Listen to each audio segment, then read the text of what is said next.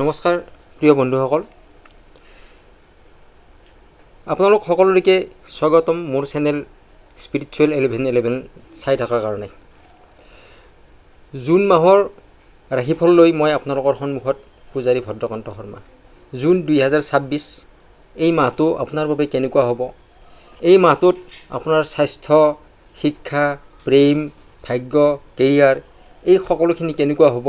কি সাৱধানতা আপুনি ল'ব লাগিব বা কি সফলতা আপুনি পাব? এই গোটেইখিনি কথা এই ভিডিঅ'টোৰ যোগেদি মই প্ৰকাশ কৰিম।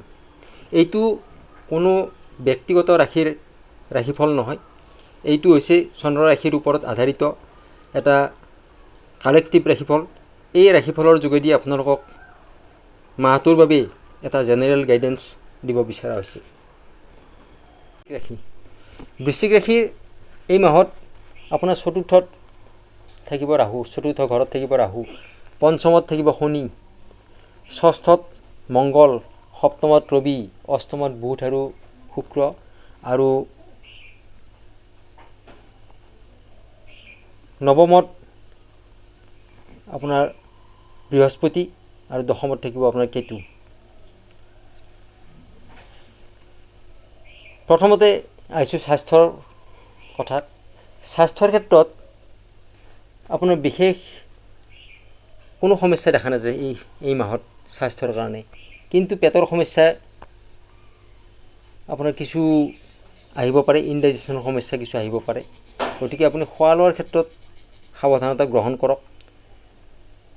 অভাৰঅল আপোনাৰ মাহটোত স্বাস্থ্য ঠিকে থাকিব, স্বাস্থ্যৰ কাৰণে কোনো চিন্তনীয় নহয় এই মাহত।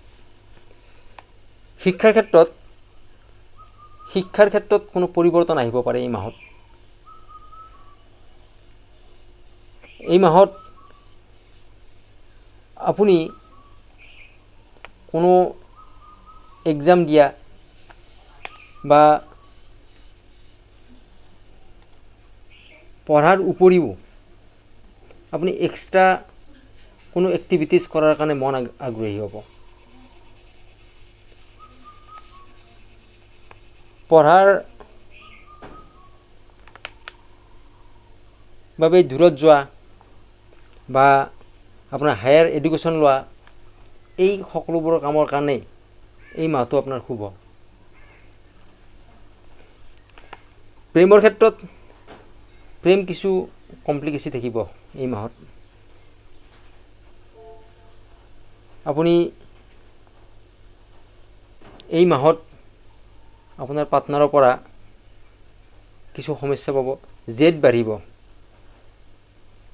কিন্তু বৃহস্পতিৰ দৃষ্টিত আপোনাৰ প্ৰেমত যি সমস্যা আছে তাৰ পৰা আপুনি যথেষ্টখিনি আপুনি ৰিলিফ পাব।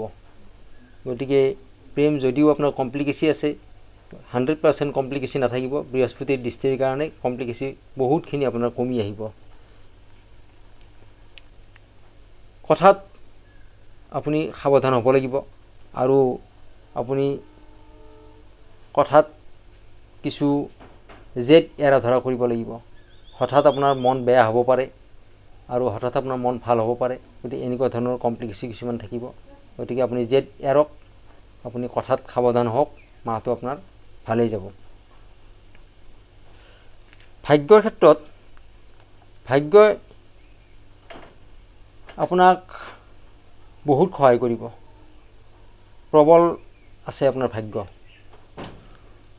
কোনো শুভ কাম বা কোনো মাংগলিক কাম যি কাৰ্য কৰে এই কাৰ্য আপুনি সম্পূৰ্ণ কৰি তুলিব পাৰিব। কৰ্মস্থানত 15 জুনৰ পিছত আপোনাৰ কোনো ভাল সংবাদ আপুনি লাভ কৰিব পাৰিব। ভাল সংবাদ আপোনাৰ আহিব 15 জুনৰ পিছত। অভাৰঅল মাহটো আপোনাৰ বৃশ্চিক ৰাশিৰ বাবে অত্যন্ত ভাল, কোনো ডাঙৰ সমস্যা দেখা নাযায়, অত্যন্ত ভাল বুলি মানিব পাৰি এই মাহটো। আপুনি দৈনিক যদি হনুমান চালিচা পাঠ কৰে তেনেহ'লে এই মাহত আপুনি আৰু বেছি ভাল ফল লাভ কৰিব পাৰিব।